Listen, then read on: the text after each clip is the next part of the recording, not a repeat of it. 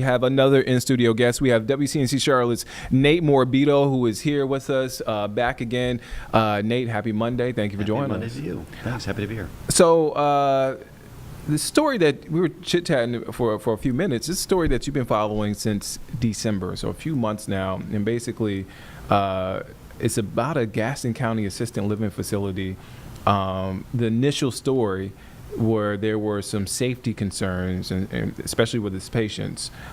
What's going on there? Yeah, I mean, we got this big update we're putting together today, finishing touches right now. Our story's going to air tonight on TV at 11 o'clock.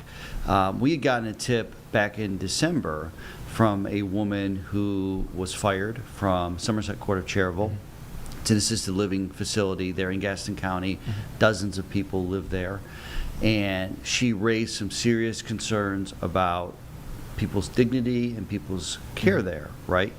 And as we were investigating that story aired last month. As we were investigating that, something else was taking place behind the scenes too, that we were just starting to figure out as this story was coming to fruition. And we have a big update on something involving something completely different, but another resident who lived at this facility, who doesn't live there anymore. But how did we get there? It really started with the initial story. I want to show you that right now. I really enjoyed it. When Stacy Reeves walked through these doors, I really cared about them. it felt more like visiting her grandparents than a job. I'm trying not to cry Which is why she says because I would have wanted to be there. it breaks her heart I do feel bad that she wasn't working the day one of the residents passed away. because I bonded with him. Reeves says she at least takes comfort knowing, because of her, this man wasn't on the floor when he died. I was told that he was put back in the bed.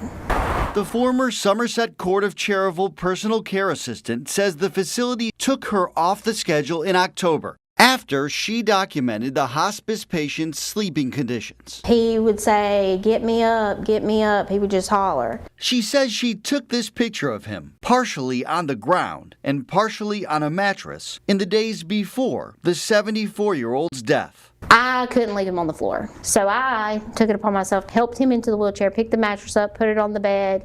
Reeves says she recorded the eventual conversation with her supervisors. I care about these people. I really do. She says during that meeting, management told her a doctor ordered the resident to sleep that way due to being a fall risk. We can't go against something that the doctor says, And it was for his whether safety. we agree with it or not. In the recording, they said this was the only alternative to keep him from falling out of bed It's for his safety because he kept falling. He kept falling. and to protect employees. We didn't want you guys to get hurt either. The North Carolina Department of Health and Human Services tells us a mattress on the floor is acceptable if indicated and ordered by a resident's physician. That doesn't look good. Not only that, with him being on oxygen, what if the cord would have got wrapped around his neck? Also concerning, Reeves told us the man did not have the 2 state-required bells to call for help in the case of an emergency. The entire time I worked with him, he never had a call bell. In the weeks before he passed away, tell me about your mom. She was always smiling. She was very sweet. Linda J. died. They felt her miserably. Shelley Dorton says a Somerset Court employee called her in a panic. I heard crying, yelling. She was very, very upset and had called to say that my mom had food stuck in her throat and she was choking. Records obtained by WCNC Charlotte show the 73-year-old was on a special soft diet at the time, generally reserved for people who have trouble chewing and swallowing. She was by herself, apparently eating, and food got stuck in her throat. She passed away at the hospital. Her death certificate doesn't list choking as a cause of death, but Dorton says the emergency room doctor told the family that is what killed her. It breaks my heart. A current staff member and fellow residents tell WCNC Charlotte the facility's call bell system wasn't working that week. I've seen her grabbing her throat and running. Barbara Estes lives at Somerset Court. She tried her best to get up there and get help. She says she lived across the hall from Linda J. Our call bells had been turned off on Wednesday that week. Esty says not only were the call bells down at that time, she tells us they again stopped working for several days recently. She says even when the call system is working, It takes about 15 minutes. it often takes several minutes for staff to respond, leaving her in fear. It's awful. You don't get no help when you need it. We need to do better. All three of these women say the people who live here deserve better. When I found out about Linda J, that was hard. Reeves says Somerset Court fired her in December for showing up late to work too many times. She isn't going quietly. Would I love to go back to work there? Yeah. In her words, But fighting for those I just want them taken care of. who still live there today. We started sharing our findings with both Somerset Court of Cherryville and its parent company more than 3 weeks ago, and indicated our interest in arranging an on-camera interview to address the allegations about patient care. Neither responded to our phone calls and multiple emails. We also texted the executive director with no response. Residents tell us DSS has visited the facility at least twice since we started asking questions. The agency's director declined to speak with us. Nate Morabito, WCNC Charlotte. Where are we now with this story? Yeah, I mean, when we're talking about the job that I do, some of the most important stories that I tell involve life and death. People's quality of their life and the circumstances of their death. And as we were reporting this story, and in the days and weeks after, we became aware of several things. Number one, a couple of the employees there lost their jobs. And a woman who had lived there for more than 3 years, who was the resident council president, was hospitalized. She had an issue that needed to be treated. She went to the hospital, and she was supposed to be discharged within the first 2 weeks. But instead, this facility refused to take her back. And when we started trying to understand what was going on, both this woman, Frida Reynolds, and her daughter, Carrie Reynolds, who you're going to hear from in a minute, told us they believe that she was retaliated against, in part because she has filed complaints against this facility multiple times. She's outspoken. She's an advocate for her and other residents. She had felt like they had been wronged in many ways during her stay there. And her daughter said essentially this facility dumped her at a hospital. And she stayed at that hospital until a little more than a week ago. She had no home. She was homeless. They said, you can't come back to your home. Let's take a listen. I miss my friends. I miss the people that I've come to know the past 3.5 years. I had one friend who recently passed away last week, and I wasn't there. That hurt. To know you've been shut out of something you've just been used to for a good while. Oh my gosh, so sad. I try so hard to be strong for her. You're gonna make me cry. I don't want to cry to her and feel like there's no hope, but some days that's how I feel. That like, how are we gonna figure this out? What are we gonna do? But we're staying strong, and we're hoping, praying that there's a good ending to this. Nate, you know the one thing that stuck out to me, no hope. When you hear those words, I mean, what comes to mind? Well, I mean, these are people who are getting up there in age, okay? And your final years should be as good as possible. And you have a woman who's in assisted living for a reason. Her family works, they do visit her, but they don't have the ability to take care of her day in and day out. She had made a lot of friends. She had people that cared for her there that she needed. And what gets me here is that she essentially felt unwanted. She felt like whatever reason they thought she was this terrible person, that they refused to take her back in there. What's interesting to me about this whole situation is these progress notes from her hospital visit. Her hospital visit says no, she should be going back to an assisted living facility. The cardiologist says that, her therapy folks say that, but Somerset Court of Cherville says no, she needs a higher level of care than we can provide. That's their medical reason that they're giving. But she never received an eviction notice. So basically, the facility's administrators called the nurse and said, hey, she's not coming back, which gives her no chance to fight this. Her family had to drive to Cherville and move her stuff out, put it in storage while she's sitting in a hospital bed. You can imagine how confining that is, you know? Yeah. You're kind of sitting in a hospital bed or at a hospital chair watching TV all day is what she said she was doing at the time. And we now know, since we got involved, the state is investigating this. In particular because of the lack of formal eviction discharge notice to this woman. I've given her no chance to really say, hey, can I fight this? Can I appeal this? Thankfully, a little more than a week ago, another facility, this one farther away, said we will take you, which is not ideal, but it's something. It's better than a hospital. And she's having to start all over there again as the new person, try to make new friends. And this is kind of the twist and turn you don't realize that might happen when you start looking into something. You know, I looked at something, so it seemed black and white. No call bells, a man in hospice care told to sleep on a mattress on the floor, a woman who choked, who was a choking risk and died later.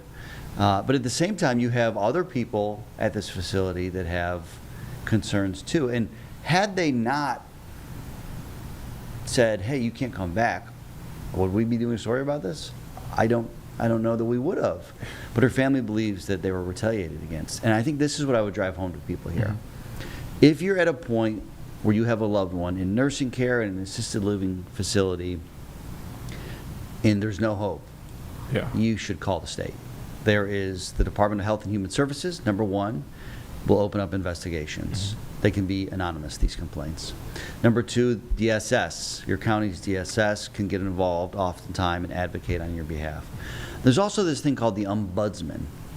I don't know if you've heard that word before. Yeah, I'm familiar. Yeah. I mean, it's kind of like an unusual word, but it's essentially an advocate for these residents and for families. These are some pathways that, to maybe give yourself a voice. And this woman, by the way, was reaching out to these people before we even got involved too. I mean, she was using her voice.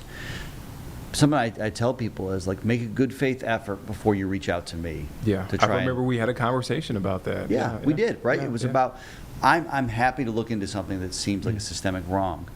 But I think it's fair to you and to the place that you're having issues with to try and take the proper protocol to give them the chance, the benefit of the doubt, to fix it first. She says she tried that. And then they had to reach out to me.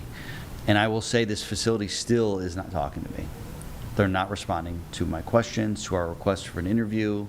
For whatever reason, they are not talking to us.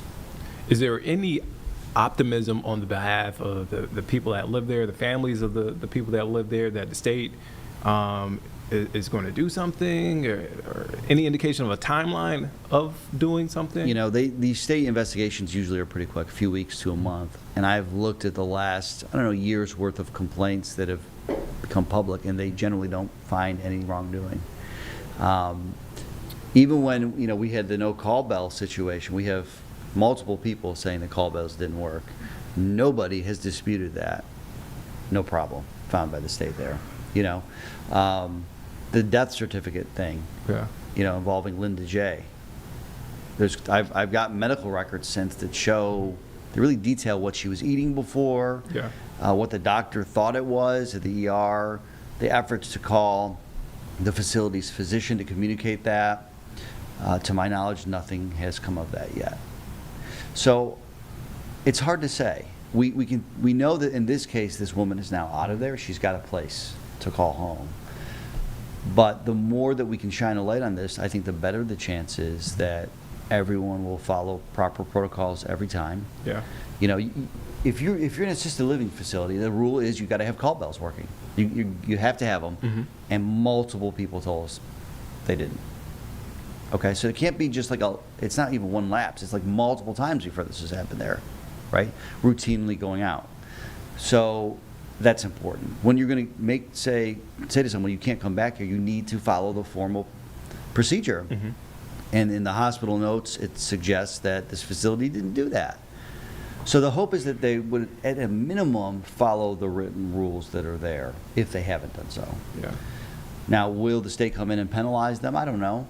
I don't really know that anyone's end game is anything but making sure that everyone who's living there is treated fairly, with respect, with dignity, and they're cared for appropriately. Nate, before I get you out of here, I always tell folks, as journalists, we're not robots. We have emotions, we have feelings.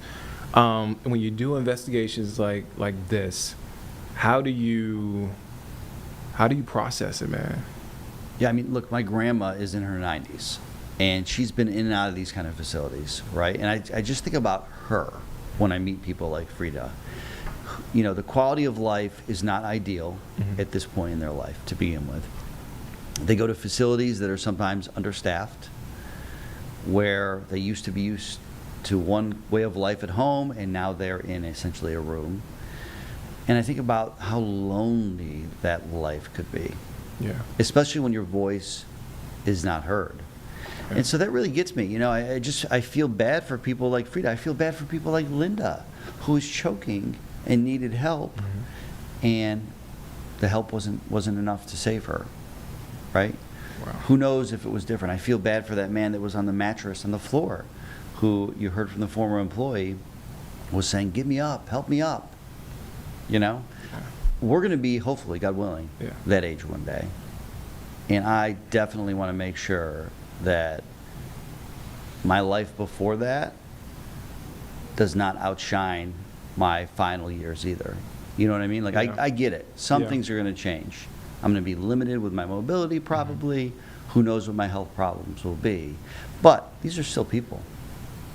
These are people, they have families, they have real emotions, and it's hard to listen to her. Like, she's sitting in that hospital room. With tears coming down. Yeah, her friend died, she couldn't be there. Yeah. She was good enough to get out of the hospital, but her home wouldn't take her back. I mean, that's the main point here. The doctor said she is good to leave and go back to the assisted living facility. The assisted living facility said she's not coming back here. Wow, Nate, again, an emotional piece that you're working on, you have been working on. Where can folks check out the full story? Yes, this is going to be on TV tonight at 11 o'clock on WCNC.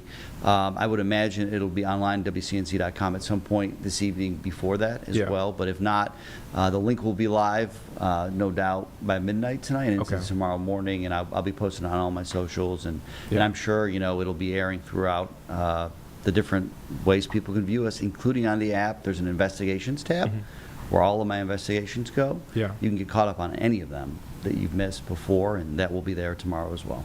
I can't say this enough, Nate. You do incredible work. Thank you for the work that you're doing. Thank you for taking time to do this. Thank you for amplifying this. I appreciate you, Nate. Of course. That was Nate Morabito as he talked to us about his latest investigation into a Gaston County assisted living facility.